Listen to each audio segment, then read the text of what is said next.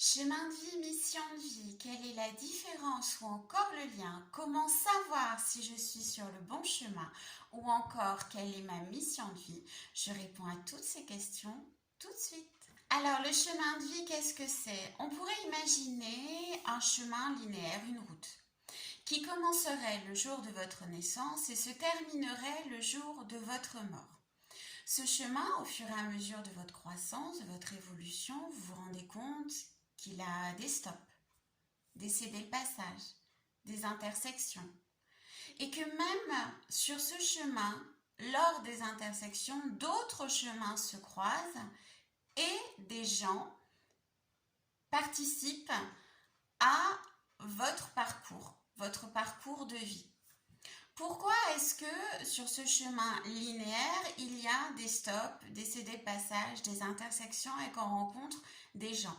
Tout simplement parce que la vie, elle est faite d'expériences, elle est faite de rencontres et que les gens qui croisent votre chemin à ces intersections, qui pourraient vous emmener sur le leur pendant un certain temps et donc vous faire détourner de votre propre chemin, sont là finalement pour vous apprendre des choses, pour vous faire grandir. Alors, que ces choses soient négatives ou positives, quoi qu'il en soit, vous grandirez. Qu'est-ce qui se passe justement si ce chemin, on s'en égare et on le contourne?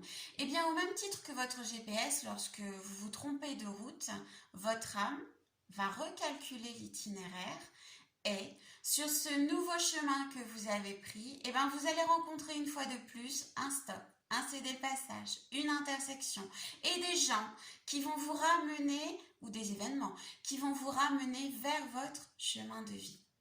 Alors pourquoi est-ce que ce chemin de vie qui est linéaire et qui est tracé pour nous finalement, nous avons besoin de le contourner? Je vous l'ai dit il y a quelques secondes, c'est pour faire des expériences de vie, pour toujours pouvoir grandir.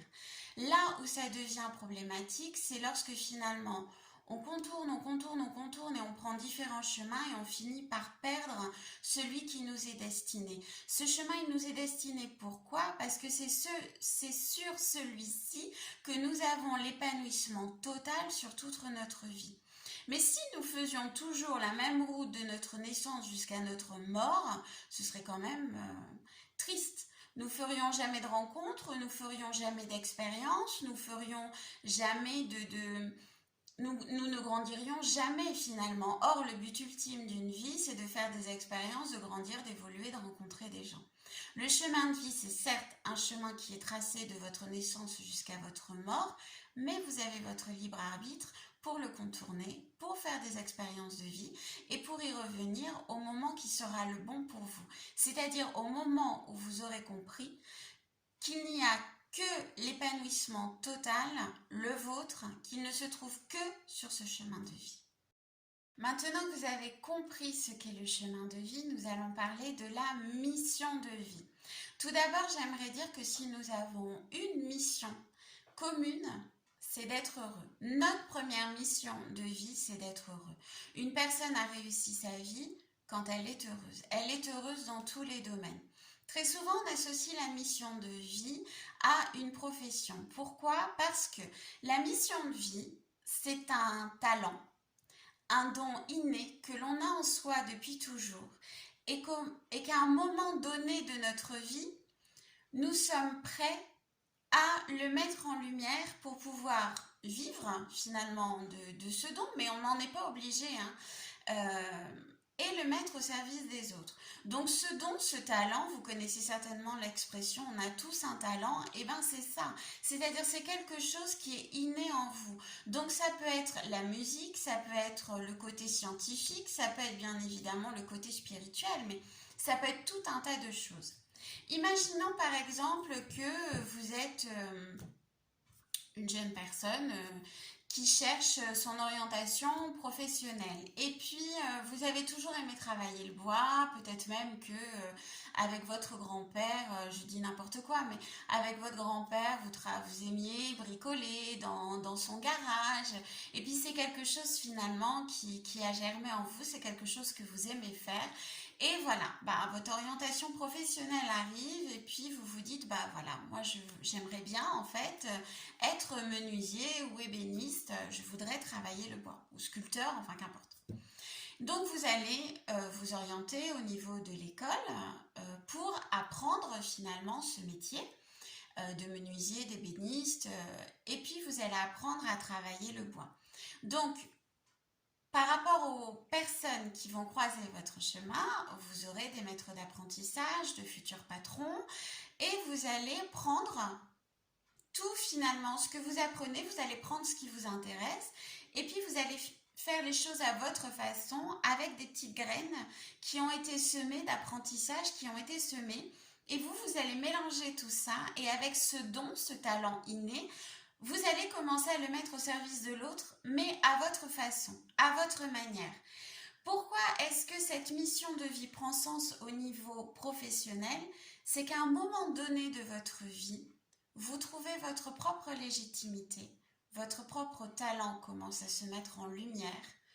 Vous commencez à ne plus avoir peur du manque d'argent, de tout un tas de choses, et vous allez sortir de votre zone de confort, vous allez créer votre entreprise, et vous allez faire finalement de ce talent, de ce don, un service pour l'humanité. Vous allez créer de superbes meubles pour des gens qui vous en commanderont, ou une terrasse, ou que sais-je. D'accord? C'est ça en fait la mission de vie. C'est-à-dire faire de notre propre talent un don aux autres, c'est-à-dire partager notre propre lumière pour pouvoir la donner aux autres. Ok? Quand arrive un moment sur notre chemin de vie, on va être en capacité nous-mêmes de transmettre. C'est-à-dire que moi, j'ai appris tout un tas de choses. J'ai commencé à comprendre que mon métier avait une utilité finalement pour les gens. Ça les rendait heureux de recevoir et de rémunérer la personne pour ça aussi. Mon talent est de le mettre, de créer un meuble par exemple, ça faisait plaisir aux gens finalement de l'acquérir, de le commander et de l'acquérir. Il est temps maintenant, est venu le temps de transmettre mon savoir à qui voudra bien le recevoir. Et bien ça encore une fois, c'est la transmission de la lumière. C'est-à-dire que mon don, mon talent, j'ai appris. J'ai compris au fur et à mesure de ma vie, au fur et à mesure de mon chemin de vie, des intersections que j'ai passées, des rencontres que j'ai faites. J'ai compris que j'avais une lumière en moi. Cette lumière, j'en ai fait profiter tout un tas de personnes qui sont venues me commander, m'acheter des meubles. Et bien aujourd'hui, cette lumière, j'ai envie aussi de la transmettre à une personne qui est prête à recevoir ma lumière, à en prendre ce qu'elle a à prendre finalement, à faire les choses à sa sauce elle aussi, et à elle de faire son cheminement. C'est ça la mission de vie. La mission de vie, c'est trouver son talent, trouver sa propre lumière, la partager et ensuite la transmettre. La mission de vie, c'est ça, c'est transmettre sa propre lumière. Alors, on en fait aujourd'hui un lien au niveau professionnel. Pourquoi? Parce que ça devient très souvent notre métier. Alors, pas toujours, et on a le droit de ne pas en faire son métier si on n'en a pas envie finalement, mais quand on est réellement prêt dans sa mission, on sort de sa zone de confort, on se lance, on devient indépendant dans notre manière finalement de faire les choses, puisque lorsque l'on est dans une entreprise, on est bien obligé de faire les choses selon les désirs du patron. Là, on prend cette liberté-là et ensuite on transmet. Donc voilà, la mission de vie, c'est trouver sa propre lumière pour pouvoir la transmettre à son tour. Alors, quel est le lien entre le chemin de vie, la mission de vie et la psychologie? Eh bien, c'est très simple. Rappelez-vous, le chemin de vie, c'est le chemin de notre épanouissement personnel. C'est un chemin qui est écrit pour nous, pour être très très heureux, pour être le plus heureux possible. À partir du moment où on comprend que l'on a le droit au bonheur, c'est que l'on a une bonne estime de soi. À partir du moment où on a une bonne estime de soi, on se met en action pour mettre notre don dans la lumière et au service des autres. Donc, on se met en action vers notre mission. Lorsque l'on se met en action, c'est que l'on a confiance en soi. On sort ainsi de notre zone de confort et on vit de notre propre mission. Donc vous allez me dire, oui, mais tu as dit qu'on avait le choix de faire de sa mission de vie finalement une profession ou un loisir. Effectivement, vous avez le choix, c'est votre libre arbitre. Mais ça veut aussi dire que vous ne trouvez pas de légitimité dans votre don. C'est-à-dire, par exemple, vous êtes musicien, vous voulez vivre de votre musique et vous ne la vivez pas à 100% en tant que professionnel, mais plutôt en tant qu'amateur. Pourquoi? Parce que vous ne trouvez pas de légitimité dans votre travail et vous pensez ne pas mériter finalement d'être professionnel de la musique. Donc, il y a un travail d'introspection à faire. Chemin de vie, estime de soi, mission de vie, confiance en soi. Voilà, notre capsule, enfin vidéo, du mois de février est terminée. Bien évidemment, suite à cette vidéo, nous allons faire une guidance à choix multiples.